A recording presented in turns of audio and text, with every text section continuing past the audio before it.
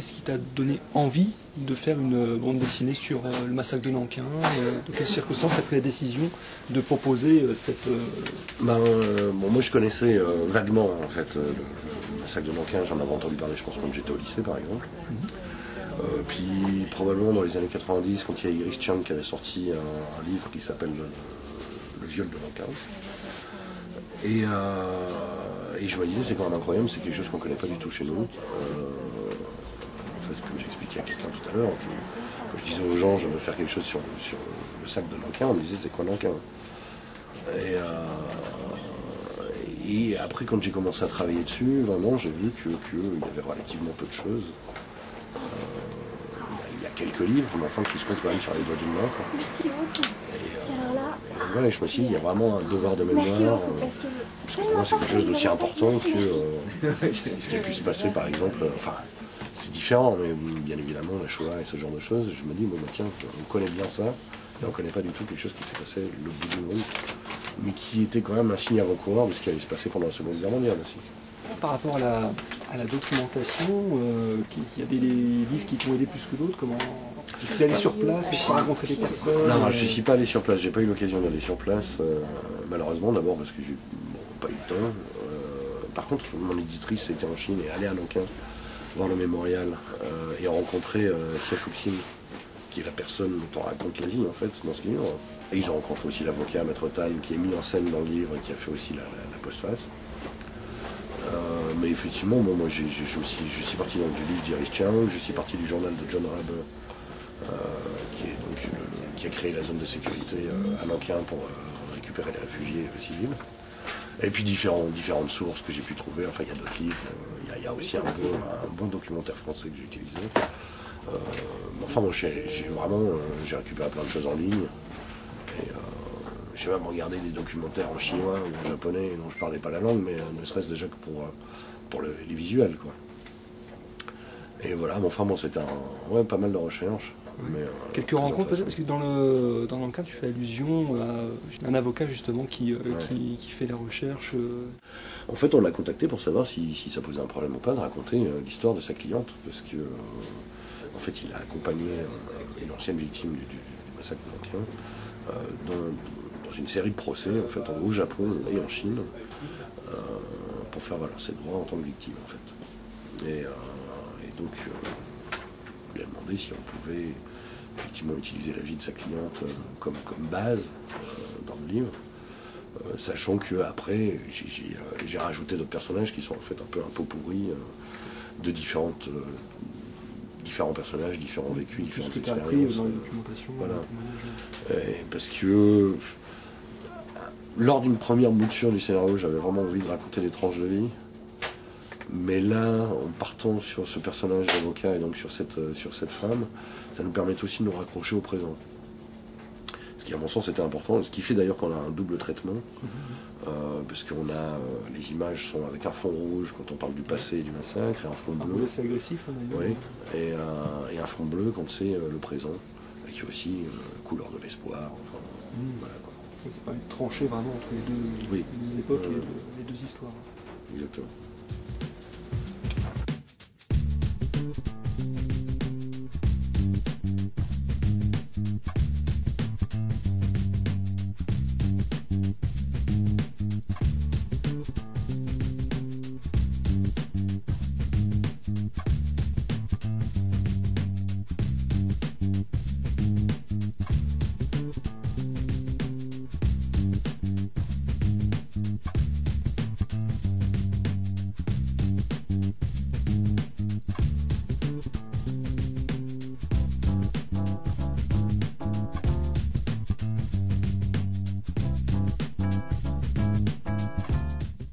En plus, il faut savoir que le scénario au départ c'était 120 pages, et au final la BD en fait 140 à peu près, et c'est parce que justement je lui ai laissé quand même vraiment pleine liberté pour pouvoir se faire plaisir. Voilà, moi j'avais cette image-là déjà au départ, quand j'ai commencé à plancher dessus, c'est parce qu'on s'est posé la question du format, on se demandait si on n'allait pas le faire comme ça. Parce que là c'est le format traditionnel des bandes dessinées chinoises en fait. Et moi j'ai dit, moi il me faut ça, parce que j'imaginais ça, j'imaginais aussi plus loin. Vous savez, il y a un plan où il y a les deux gamines qui sont seules dans la rue, la ville complètement détruite. Quoi. Et donc je voyais vraiment des grands panoramiques comme ça. Et effectivement, j'ai laissé suffisamment découper les franges pour qu'ils puissent rajouter. Le fond rouge, c'était une idée que j'avais au départ. Enfin, j'avais dit, je voulais avoir une couleur sépia au kaki pour tous les personnages. C'est-à-dire vraiment pour le côté militaire, on va dire. Et je voulais avoir le rouge pour... je voulais que le rouge prenne une place de plus en plus importante au fur et à mesure qu'on allait avancer dans le massacre. Et pour le bleu, je ne me rappelle plus. Je ne sais plus si c'est moi qui l'ai proposé, si c'est l'éditrice qui l'a proposé, ou si c'est Zankai lui-même qui l'a proposé. Mais il s'avère que ça fonctionne super bien, quoi. Donc voilà. Et mais après, effectivement, je pense qu'il y a ces parties pris à lui graphique. Ouais. Et justement, pour le choix du dessinateur, comment ça s'est passé? On a fait faire plusieurs tests, ouais. Plusieurs dessinateurs. Et lui, quand ses planches sont arrivées, on a dit c'est lui, quoi. Tout simplement. Enfin, je ne me suis même pas posé la question, quoi. En plus, bon, il avait dessiné des soldats japonais, des choses comme ça, donc on sentait déjà qu'il y avait une sorte de motivation par rapport à la question elle-même, quoi. Donc voilà, le choix s'est pris relativement vite, quoi. Et je sais que lui, son implication là-dedans, c'est vraiment par rapport au devoir de mémoire, quoi. Donc c'est pour ça aussi qu'il a voulu faire ce projet, c'est parce que ça lui semble important d'évoquer cette partie de l'histoire du monde, quoi. Mais en fait, Zankai est sculpteur aussi. Et donc, on sent dans son travail. Il est quand même directeur de l'école des beaux-arts de Sichuan, quoi. Donc il y a un vrai bagage artistique. Mais c'est pas un bleu. Ouais, voilà, exactement. Et comment s'est passé pour travailler ensemble, comme vous avez fait? J'ai écrit un scénario où je détaille assez, c'est-à-dire vue en plongée, plan moyen, plan rapproché, plan. Oui, classique. Et puis on le fait traduire. Et puis voilà, et puis... bon, dans ce cas-là, il a fait directement ses planches, mais sinon, généralement, le gars fait un storyboard, et puis je réagis par rapport à ça. S'il y a des choses qui passent pas, je refais un storyboard derrière. Donc c'est passé par mail ou... Voilà, ça passe par mail, et en fait, je bosse exactement de la même manière avec des dessinateurs français. Donc, à part la barrière de la langue, donc ça veut dire qu'on passe par une personne au milieu qui s'occupe de traduire. Donc il faut lui faire énormément confiance, parce qu'effectivement, la personne pourrait mal interpréter. Donc c'est vrai que là, on doit faire attention quand on fait un descriptif, par exemple, à ne pas utiliser des termes qui pourraient être à double sens ou cocasse, mais sinon, bon, ben voilà, le travail se fait exactement comme avec un dessinateur en France. Je travaille avec des dessinateurs qui sont à l'autre bout de la France, donc on se voit pas, et on bosse par email, quoi. Donc voilà, vive le XXIe siècle. Et là, est-ce qu'elle risque de sortir, je sais pas si c'est le beau terme, elle risque de sortir en Chine? Elle va sortir, il y aura une version électronique qui devrait sortir maintenant, hein. Et puis une version papier, peut-être même avec un peu de chance que j'irai faire la promo à Nankin en décembre prochain, pour les 75 ans du sac, quoi. Et comment il a trouvé le festival? Quelle est son impression?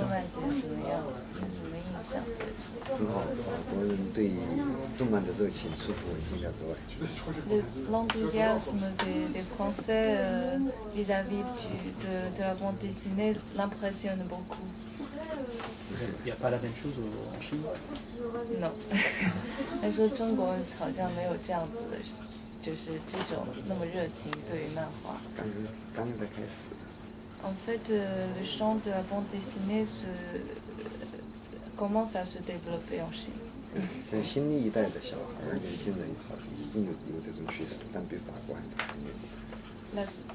La tendance de la jeunesse chinoise est de préférer des bonnes choses, de développer une vue esthétique.